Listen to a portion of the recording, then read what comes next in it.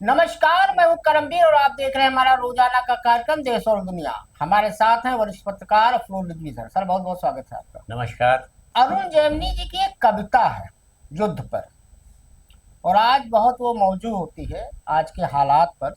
रण Gemini. जी। सीमा पर जैसे ही छिड़ी लड़ाई, देशभक्ति की भावना सब में उमड़ आई। कुर्बानी का कुछ ऐसा चढ़ा जुनून कि घायल सैनिक के लिए सभी देने लगे अपना अपना खून। वाह। नेता हो या व्यापारी, कवि हो या भिखारी, खिलाड़ी हो या संगीतकार, अध्यापक हो या बेरोजगार, तरह तरह के लोगों का जब घायल सैनिकों में खून चढ़ा तो सबका प्रभाव अलग अलग पड़ा। एक भिखारी का खून जब सैनिक के शरीर में गरमाया तो दुश्मन का गिरेबान पकड़कर गिड़गिड़ाया। वाह। जरा इस तरफ भी ध्यान दे दे अल्लाह के नाम पे अपनी जान दे दे। इतना कहकर जैसे ही उसने जान ली तो दूसरे दुश्मन ने उसकी नीयत फौरन पहचान ली। वो वापस नियंत्रण रेखा की तरफ भाग गया। हमारा सैनिक बोला, जो दे उसका भी भला, जो ना दे उसका भी भला। वो तो शुक्र है इस दौरान ही बंद हो गई लड़ाई, वरना पता नहीं क्या क्या गुल खिलाता भाई। लेकिन मैं कहता हूँ कुछ ऐसा इंतजाम हो जाए, नेताओं का खून सैनिकों को नहीं, सैनिकों का खून नेताओं को चढ़वाया जाए, ताकि उनमें भी भारत माँ के सच्चे सपूतों का रक्त हो। कोई ढूंढने से भी देशद्रोही ना मिले, हर नेता देशभक्त हो। वाह वाह वाह, क्या बात। सर, बहुत थोड़ी लंबी थी कविता, बहुत लेकिन अच्छी उम्दा। कविता लेकिन थी। देशभक्ति को लेकर के जो है आपने इसमें जो है सर बातें कही हैं, जी, वो आज के हालात पर मौजू हैं। अब 6-7 तारीख की दरमियानी रात जो ऑपरेशन सिंदूर चला, जी। उसके बाद तो लग रहा है कि जो हमारी मीडिया है भारत की, वो लग रहा है युद्ध करा के ही मानेगी, और रोज युद्ध करा रही है। मतलब अगर आप कोई भी चैनल खोल लीजिए, ऐसा हवाई जहाज उनके स्टूडियो में निकल रहा है जैसा लग रहा है अभी जाके वही फट जाएगा। और चाहे अंजना कश्यप हो, चाहे रुक्का लियाकत हो, चाहे चित्ता त्रिपाठी हो, सब अनाप शनाप जो पा रही है, वीडियो जब पा रही है वही पोस्ट किए दे रही है। आर्ट न्यूज ने अपने फैक्ट चेक में बताया है कि अंजना कश्यप, रुक्का लियाकत, चित्रा त्रिपाठी के कई ट्वीट में जो किए गए हैं वीडियो, वो सब फर्जी है, अलग अलग जगह के हैं। इस पे सर एक मूवी भी बनी थी, एक मुर्गी थी वो जो बॉर्डर पे चली जाती है, और मीडिया की बड़ी खिंचाई की थी, लेकिन पता नहीं कैसे एंकर है। जी। खैर, आते हैं मुद्दे पर सर। जी। हमारा एक बीएसएफ का जवान था। नहीं, ये बात जो अभी आपने कही है जी कि जो भारत ने पहलगाम में, जम्मू कश्मीर पहलगाम में हमारे भारत में पाकिस्तान की तरफ से आतंकवादियों ने हमला किया, उसमें 27 लोग मारे गए, 26 लोग। तो उसके जवाब में आतंकवादी ठिकानों को जो भारत ने हमला किया और उसको तबाह किया, नष्ट किया, तो भारत ने कोई गलत नहीं किया। अब उसके जवाब में जिस तरीके से पाकिस्तान कर रहा है, तो क्या कर रहा है क्या नहीं कर रहा है वो तो बात अधिकृत कुछ सामने बहुत नहीं आती है, लेकिन टीवी पर अपने देख रहे हैं अपने देश में बहुत सारी फॉल्स न्यूज़ चल रही है। ऐसी फायरिंग जो वो चल रही है, खबरें कि जैसे लगता है कि दोनों देश के बीच भयंकर युद्ध छिड़ गया। आज जब सर सर्वदलीय बैठक हुई तो उसके बाद जब किरण रिजिजू अपनी बाइट दे रहे थे, तो उसमें भी उन्होंने कहा कि बहुत जरूरी है सतर्कता के साथ मीडिया कोई फॉल्स न्यूज ना दिखाए जो तथ्य से परे हो। नहीं, वो न्यूज जो दिखा भी रहे हैं तो इतनी बार आइए देखें, आपको देखिए फला सिस्टम तबाह कर दिया, फला सिस्टम तबाह कर दिया, ये तस्वीर देखिए, ये नक्शा देखिए, अरे पूरा दिन आप उसी पर चला रहे हैं। आदमी सोच रहा है क्या हुआ है, जैसे टीवी और आपको दहशत में आ दहशत में तो देश के अंदर इन खबरों के जरिए और पैनिक क्रिएट की जा रही है, ना कि सही सही बात सामने रखी है कि ठीक है पाकिस्तान अब कर रहा है, उसका जवाब फिर हम देंगे। और फिर दूसरी चीज ये है सर, युद्ध कोई अंतिम विकल्प नहीं है किसी भी चीज का। और अभी युद्ध होगा तो महंगाई बढ़ जाएगी, बेरोजगारी बढ़ जाएगी, दोनों देशों की स्थिति। आप देखिए पाकिस्तान की तो ये जैसे मक्कारी है ना कि वो ये कह रहा है कि आपने हमारे यहाँ हमला किया, हम इसका जवाब दें। क्या हमला किया आपके यहाँ? आतंकवादी ठिकानों को हमने जो किया है और सारी दुनिया को हमने बताया है कि हमने ये कदम उठाया है कि आतंकवादियों को हमने सबक सिखाया है। एविडेंस बताया। इसमें आपके कौन से वो नुकसान हुआ है जो आप जो है फिर से भारत को प्रोवोक कर रहे हैं, उत्तेजित कर रहे हैं। अच्छा सर, आते हैं मुद्दे पर। तो बीएसएफ जवान जो थे पीके साहू, तो अभी तक उनकी वापसी नहीं हो पाई है, और कई बार फ्लैग मीटिंग हुई, सीटी बजाई जाती है बॉर्डर पे, लेकिन कुछ हो नहीं रहा है सर, क्या कहेंगे? अब देखिए, अभी तक तो ये हालात नहीं थे जी। और वो मेरा ख्याल है कि ये पहलगाम वाकये के पहले क्या हाँ, है। पहले का है, राजस्थान सेक्टर का मामला है हाँ, ये। तो उसके पहले भी इसको बस तेजी से काम होना चाहिए था। हम्म। और अब जो कि हालात बिगड़ गए हैं, हम्म। पहलगाम हुआ, उसकी जवाबी कार्रवाई पाकिस्तान हिंदुस्तान ने की है जी। आतंकवादी ठिकानों को नष्ट करके। तो अब उस पर ये बता रहे हैं कि अब लगातार सीटी बजा रहे हैं, हम्म। कई फ्लैग फ्लैग मीटिंग हो फ्लैग चुकी। दिखा रहे हैं। उधर से पाकिस्तान का कोई दल आ ही नहीं रहा बात करने के लिए, कोई हाँ। रेंजर आता ही नहीं बात करने के लिए। जी। तो अब ये दिखा रहे हैं कि हम बड़ी कोशिश कर रहे हैं, हम्म।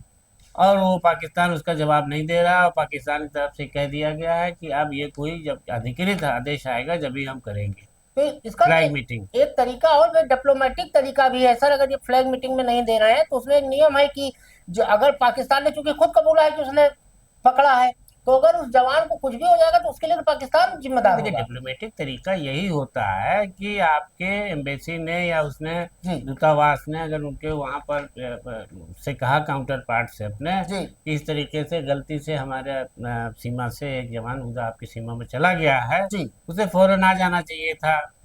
पहले के तरीके हम्म। से दोनों तरफ से अगर ऐसा होता था हाँ, तो तीन फ्लैग चार मीटिंग घंटे होती में थी। फौरन हो जाता था। इस हम्म। बार इतना दिन निकल गया। हम्म। तो कूटनीतिक उस पर भी हो सकता है, क्योंकि पाकिस्तान ने अगर ये कबूल लिया है कि हाँ आपका जो जवान है वो हमारे कब्जे में है, हम्म। तो अब उसे कुछ भी, अगर जवान खुद भी अपना कोई नुकसान करे जी। तो भी पाकिस्तान फंसेगा। तो पाकिस्तान उसका कुछ बिगाड़ तो नहीं सकता, हम्म। लेकिन ये कि छोड़ नहीं रहा है, ये तो चिंता की बात हाँ, अभिनंदन वाले में मामले में भी यही हुआ। है। हाँ हाँ। अच्छा सर, ये मुद्दा कोई चैनल नहीं उठा रहा है कि बीएसएफ का हमारा एक जवान इतने दिन से हाँ, ये वो ये है। ये नहीं अब देखने को कि मिल रहा है। उसमें मसाला नहीं है इसलिए नहीं ना चल रहा अखबार में कहीं बहुत पढ़ने को मिल रहा है, ना नेता का बयान आ रहा है। है। ऐसे कई मामले हैं सर जो बिल्कुल जब से ये एयर स्ट्राइक हुआ तब से सब बिल्कुल पड़े हैं। अब जस्टिस यशवंत वर्मा का भी कल मामला हो, कोई चैनल पे नहीं चला। हाँ। जस्टिस यशवंत वर्मा वाले मामले में जो 3 जजों की कमेटी थी उसने अपनी रिपोर्ट दे दी। 2 दिन का समय सीबीआई ने उनको दिया है, 9 तारीख तक देना है। या तो वो इस्तीफा दे या उनको बर्खास्त किया जाए। क्या कहेंगे सर? अब देखिए कि बहुत ही हैरत की बात है कि हाई कोर्ट के जस्टिस खिया मकान में कितना 15 करोड़ 15 करोड़ शायद है। रुपए निकले थे, जी। करोड़ों रुपए निकले थे। हाँ। आग लगने का वाकया था। तो आप टीवी में और अखबारों में उस खबर को उस जगह नहीं मिल पा रही है हम्म। कि ये नोट कहाँ से आए थे। हम्म। अब जस्टिस वर्मा के खिलाफ जो कमेटी बैठी थी सुप्रीम कोर्ट ने जो बनाई थी, उसने जांच रिपोर्ट चीफ उसको जस्टिस ऑफ दोषी इंडिया को पाया दे गया दिया है। और उनको दोषी पाया गया है। हम्म। और उनको नोटिस दिया गया है कि आप या तो इस्तीफा दे दें, नहीं तो आप पर जो है बर्खास्तगी की कार्रवाई की और 9 जाएगी। मई को 9 करना मई, है। हाँ 9 मई को करना है। हम्म। तो राष्ट्रपति को भेज दिया जाएगा। हम्म। लेकिन अभी देखिए कि उधर वे जो जस्टिस वर्मा हैं वो शुरू से इस बात की कोशिश में है कि ये पैसा मेरा नहीं था, मुझे फंसाया गया है। और उससे लीगल तो राय अब भी ले रहे हैं। हाँ, अब वो कई वकीलों से, सुप्रीम कोर्ट के जाने माने वकीलों से संपर्क में है, सलाह ले रहे हैं कि हमें क्या करना चाहिए, हम इस्तीफा दे दें या न दें, क्या करें। नहीं तो नहीं, अब ये इस्तीफा देखिए, तो महाभियोग चलेगा। हाँ महाभियोग चल रही है। देखिए मामला बड़ा दिलचस्प मोड़ पर है। अब देखिए क्या होता है कि सुप्रीम कोर्ट क्या करता है, 9 तारीख तक ये क्या करते हैं। अब सर, पाकिस्तान पे एयर स्ट्राइक के बाद देखिए जो लोग युद्ध युद्ध चिल्ला रहे हैं उनको भी सोचना चाहिए। बहुत सारी फ्लाइटें हमारे देश की कैंसिल कर दी गई। बहुत लोगों की इंपॉर्टेंट यात्राएं नहीं होंगी, वो यात्राएं खटाई में पड़ गई। हालांकि एयरलाइंस ने कहा कि पूरा पैसा वापस करेंगे। 2 विकल्प हैं, या फिर आप अपनी यात्रा आगे की डेट में बढ़ा दीजिए। तो सर उसमें हुआ क्या है कि केंद्र ने 8 राज्यों के 28 एयरपोर्ट 9 मई तक बंद कर दिए हैं। ये राज्य हैं जम्मू कश्मीर, हिमाचल प्रदेश, पंजाब, हरियाणा, राजस्थान, गुजरात, मध्य प्रदेश और उत्तर प्रदेश। और कुल टोटल 430 फ्लाइटें कैंसिल की गई हैं। क्या कहेंगे सर? अब देखिए इसमें आप ये देखिएगा कि जिस तरह से स्कूल बंद हुए हैं और तमाम बाजार बंद हुए हैं, शहर बंद कर दिए हैं जी।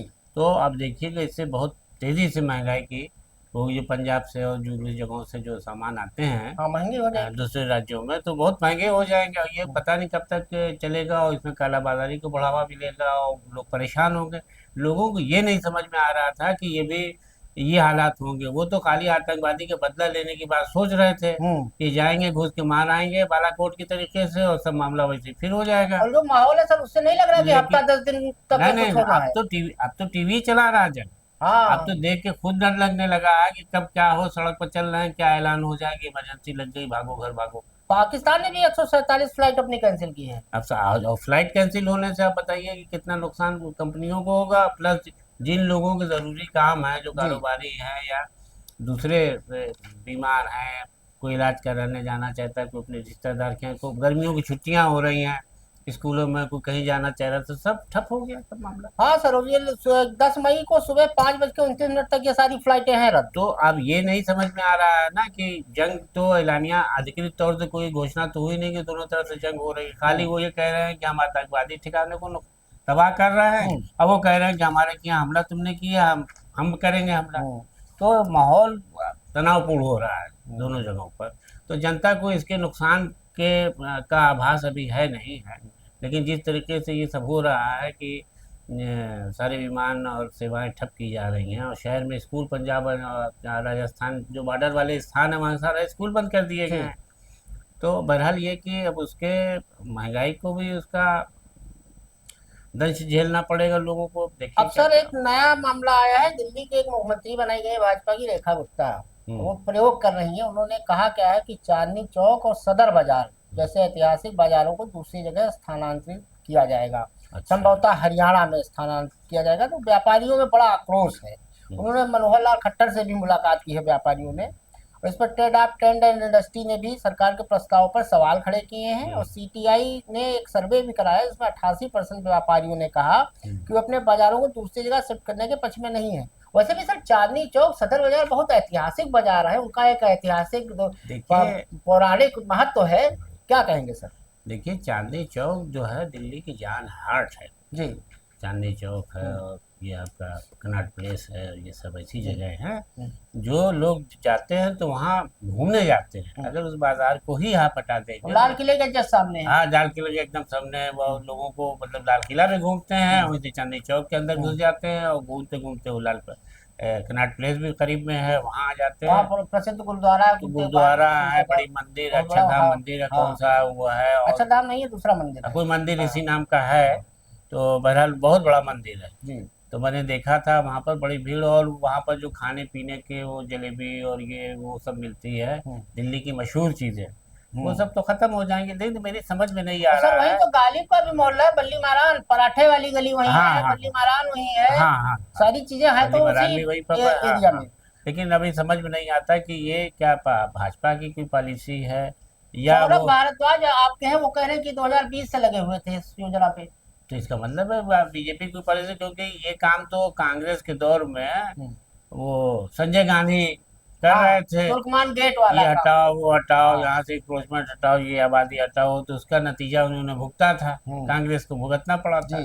लेकिन अब ये रेखा गुप्ता क्यों कह रही हैं भाई, ये तो वैश्य समुदाय से हैं, और कारोबारी लोगों को नुकसान कैसे होगा इससे, उस पर उनको सोचना चाहिए। बीजेपी तो जितना ट्रेडर है बीजेपी का सपोर्टर है, तो कैसे हो रहा है ये समझ में नहीं आ रहा। अब सर एक मुद्दा है जिसपे कोई मीडिया नहीं बोल रहा है, ना कोई अच्छा विशेषज्ञ बोल रहा है, ये सब खाली मुर्गा लड़ा रहे हैं, जैसे पहले नवाब लोग लड़ाते थे।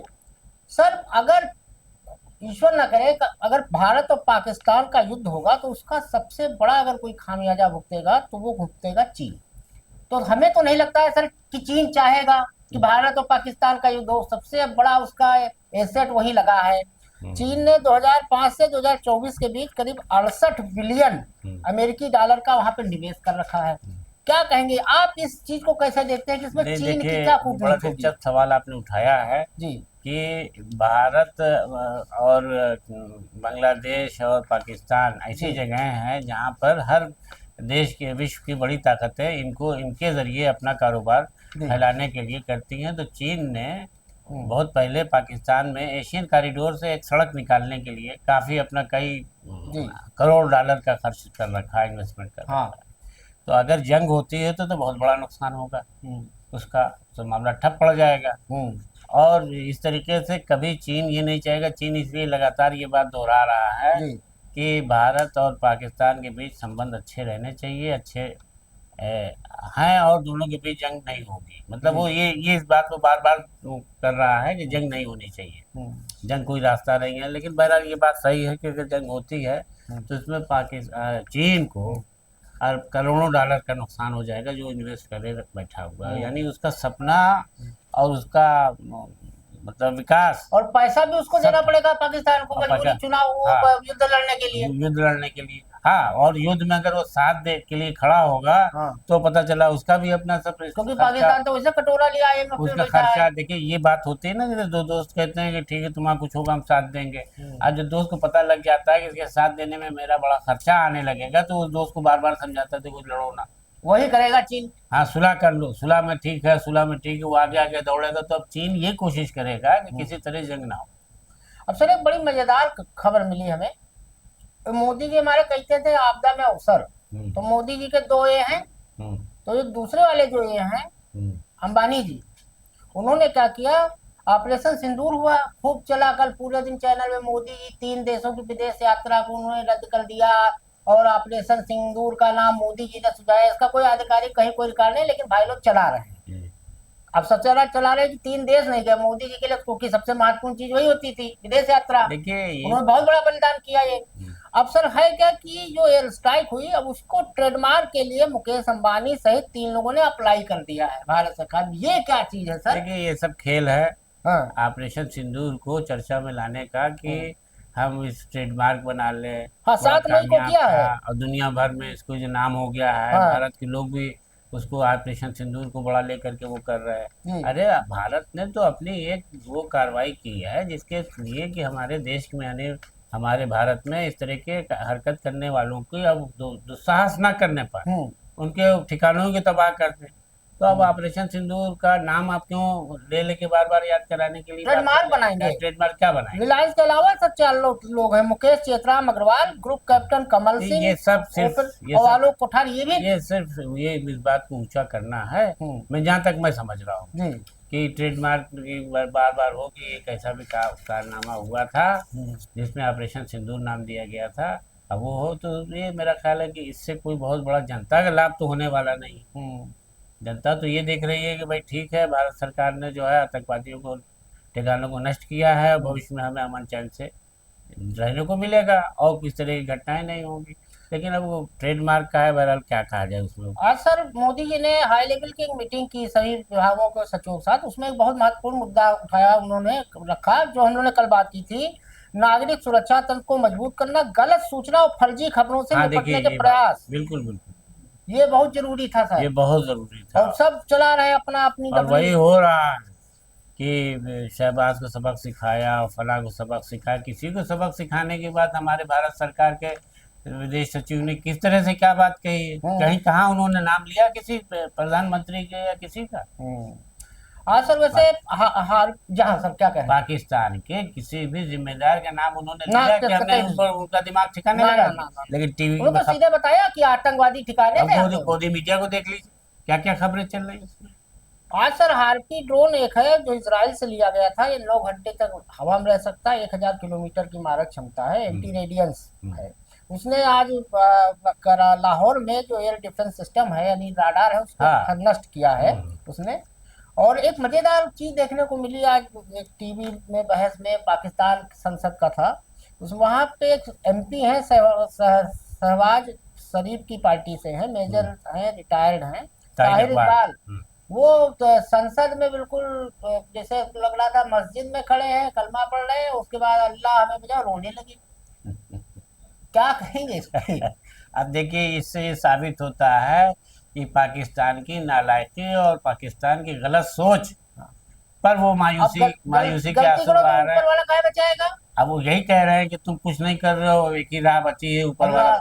ये उन लोगों को बता रहे हैं कि तुम्हारी वजह से अब हम लोग भुगतेंगे। हाँ, ये पाकिस्तान के जिम्मेदारों को बता रहे हैं, हुकूमत के जिम्मेदारों को बता रहे हैं सदन में कि तुम लोगों को समझाया, अकल से काम नहीं लिया, तुमने भारत को भड़का दिया है। अब भारत जो करेगा उसके नतीजे हम भुगतेंगे, वल्लाह ही बचाएगा। तुमसे तो उम्मीद नहीं। यानी वहाँ का आदमी भी जान रहा है कि ये बचा नहीं सकते, लेकिन बस भाषण देखिए पाकिस्तान कैसा उत्तेजनात्मक आ रहा है।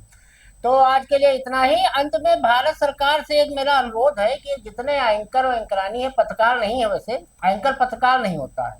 एंकर खाली जो उसको पढ़ लिखा मिलता है वो बाँच देता है, उसको मैं वो पत्रकार के श्रेणी में नहीं मानता हूँ। तो इन सारे जितने एंकर एंकरानी है, इनको उत्तर प्रदेश परिवहन निगम की जो खटारा बसें हैं उसमें भर के और सबको बॉर्डर पे भेज दिया जाए। खटारा बस का मतलब कि जैसे संचालक, हाँ वो उनको तो सब स्क्रिप्टेड मिलता है, वो अब वही पक्का नहीं मतलब कि होता है, जो मिला वो ग्राउंड रिपोर्टिंग तुम नहीं संचालित जानते करो हैं। इसको। बस तो उनको खटारा बस से भेज दिया जाए। खटारा बस इसलिए कह रहा हूँ कि ये वापस वहां से भाग के वो ना आ पाए, और इनको सबको माइक तोता पिंजड़ा इनका कैमरा लेके भेजा जाए, और ये सर इतना वहां चिल्लाएंगे, कहते तबाह हो गया पाकिस्तान, घुटनों पर बैठ गया एयर डिफेंस पाकिस्तान। सिस्टम तबाह हाँ हो गया बूंद है, बूंद को तरसा और देखिए इससे पाकिस्तान। तबाह हुआ, ये नक्शा है, हाँ इससे तबाह हुआ है। ये इतना अब देखिए दिखाएंगे। ये है, ये है, ये है, फिर एक सेना के रिटायर्ड बता रहे चीफ हैं लाएंगे। आपको, ये इनको ये प्रयोग अगर भारत सरकार कर दे तो एयर स्ट्राइक से ज्यादा सफल प्रयोग होगा। पाकिस्तान की सेना घबरा के आधे को हार्ट अटैक फेल हो जाएगा, ये आधे वापस भाग जाएंगे ये लाहौर। मिसाइल कितनी मार करती है, कैसे मीटर, ऐसा नाप नाप के बता रहे हैं, जैसे लगता है कारोबार चल रहा है। नहीं बस आधे लाहौर भाग जाएंगे कि पता नहीं लाहौर बचा है कि खत्म हो गया है। तो आज के लिए इतना ही, धन्यवाद।